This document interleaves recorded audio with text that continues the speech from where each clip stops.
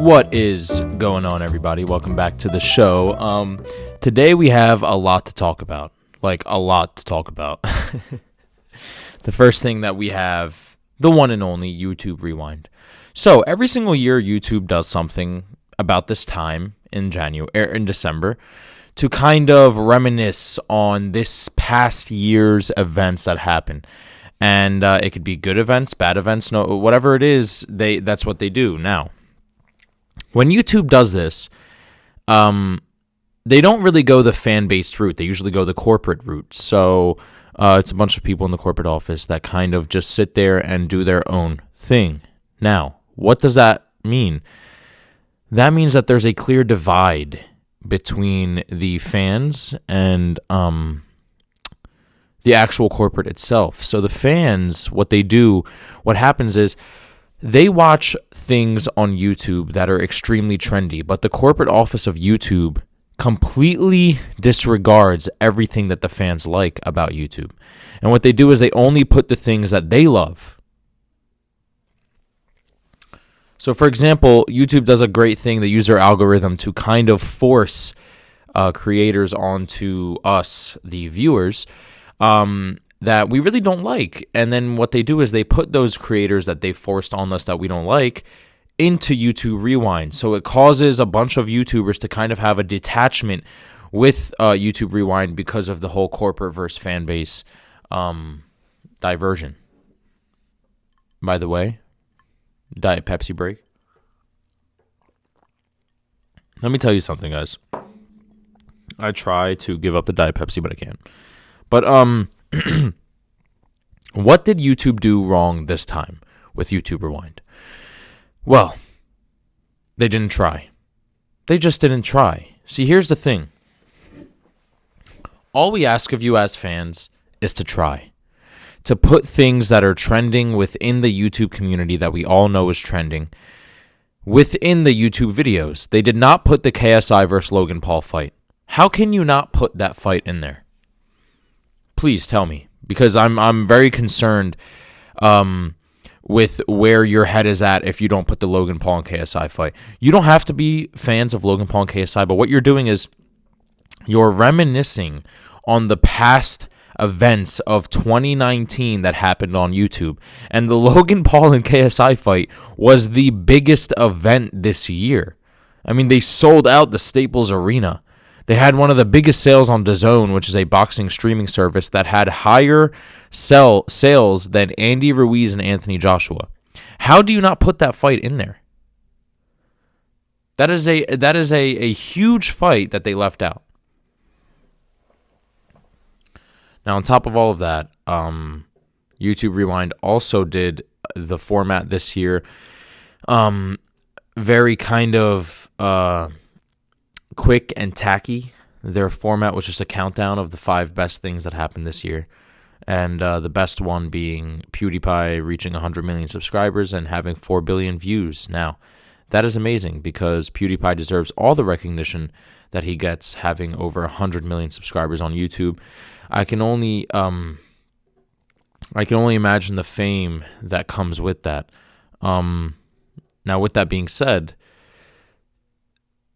that is the only thing they got right, was incorporating the fact that PewDiePie hit 100 million subscribers on YouTube and 4 billion views. Other than that, please tell me why James Charles crying on camera is something that nobody cared about that. Absolutely nobody. Unless you were in the makeup world, nobody cared about that. And the effort that you put into this video, the top 5, somebody commented, they said, why does it seem like a Watch Mojo video? And it really does. This wasn't a YouTube Rewind. This could have been made in a day. This could have been made in like five hours. A countdown of 5 best things that happened. And they didn't do it in a way of bringing YouTubers together. They literally just listed the 5 best things about YouTube. And the 5 best things about YouTube weren't the best things. The only thing they got right was PewDiePie hitting 100 million subscribers and 4 billion views. Other than that, everything else nobody cared about. The YouTubers they incorporate within the YouTube Rewind are not the ones we want to see. Will Smith was on the last YouTube Rewind last year. Also, remember that? Why? He's not even a YouTuber. He's a celebrity. The reason why he's famous and Jack Black is famous on YouTube is because they are huge box office selling actors in Hollywood. That helps when you want subscribers on YouTube. Look, I don't know. Anyway, the next thing that we have to talk about is the Cowboys' insane loss. I'm from Philadelphia, so I'm extremely happy about that. The Cowboys lost to the Chicago Bears yesterday. Sorry, I blanked out. I watched the entire game, and to be honest, I didn't want to turn it off. I knew that the Bears were going to win early on, but I didn't want to turn it off because I had a little bit of faith in Jason Garrett. I had a little bit of faith in Jerry Jones. I had a little bit of faith in Dak Prescott and Ezekiel Elliott. Even though I don't really like the Cowboys, I love football. And Ezekiel Elliott, missing passes, Dak Prescott throwing way off, Jason Garrett's coaching, I don't know what plays they were doing. The kicker, Maher, just completely missing kicks in time of need.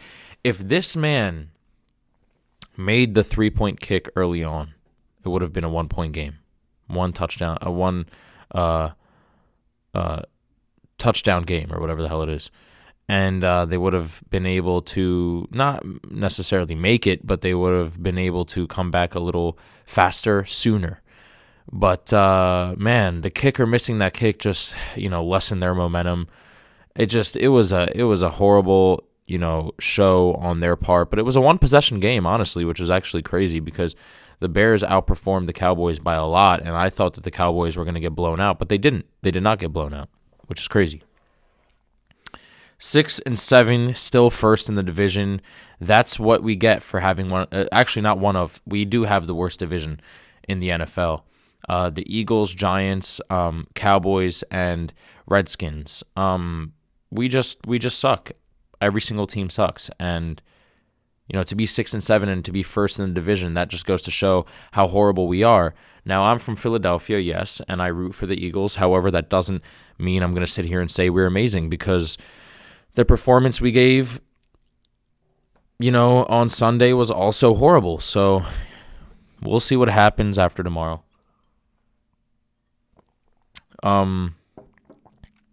Cowboys losing was great. But also, Eagles losing to the Dolphins, I'm sure a lot of people thought that was even better. Wentz has to pull it together, man. Doug Peterson has to pull it together. Aguilar, Ertz, everybody just has to pull it together, man. I don't know what's going to happen in the future for this team. And the crazy thing is, people say Deshaun Jackson's injured. You don't understand, guys. Deshaun Jackson was injured. Deshaun Jackson wasn't on the team. He just came back. We never needed Deshaun Jackson. Every single person that we have, Howard, Aguilar, every person we have is still here. Fletcher Cox, I don't understand why we're doing this poorly. Nothing changed. We still have the exact same team as we did in the Super Bowl 2 years ago. The only thing that changed was we had Foles. Just absolutely horrible. Anyway, with that being said, let's move on to the Andy Ruiz and Anthony Joshua fight. This is going to be a pretty quick thing because I was just watching this video yesterday today, like about a few hours ago. Anthony Joshua weighed in at 237 and Andy Ruiz weighed in above 280. Dude, there's like a 60-pound difference between these guys. It's absolutely ridiculous. Anthony Joshua is 60 pounds lighter, but he's like 6 inches taller. It is the weirdest proportions I've ever seen in my life. Andy Ruiz does not look almost 300 pounds. He actually looks like he's like a 250 kind of guy. It says he's listed as 6'2". I don't believe it. When he stands next to Joshua, he doesn't look like he's only 3-4 inches shorter than him. The guy easily looks like he's 6 foot flat. Sometimes, I'm not gonna lie, he kind of looks like he's 5'11". I'm sorry, but he does. With that being said, I got my money on AJ. I don't care what anybody says. I have my money on AJ. I think Anthony Joshua is going to win, point blank. He looks hungry. He looks like he's zoned out, and a lot of people say he looks zoned out, like he doesn't know what's going on. I don't agree, actually. I think that he looks zoned out, as in he's kind of zoned in. He's just he has this tunnel vision toward the victory, and he just doesn't care about anything else. He doesn't care. His mind has completely taken over his entire body, and he doesn't care about anything else in life except for this win. That's it. You could see it in his eyes. He's completely out of it. All he's thinking about is the win. Period. Then afterwards, that we can all go enjoy Milan, the live-action movie from Disney. Thanks, Bob Iger from Disney, for completely ruining our childhood. Milan came out, and it's a live-action movie now. And you know what, man? I'm so over the live-action movies. I really am. I'm sorry, but like, I don't understand why on earth we need a live-action movie for Mulan.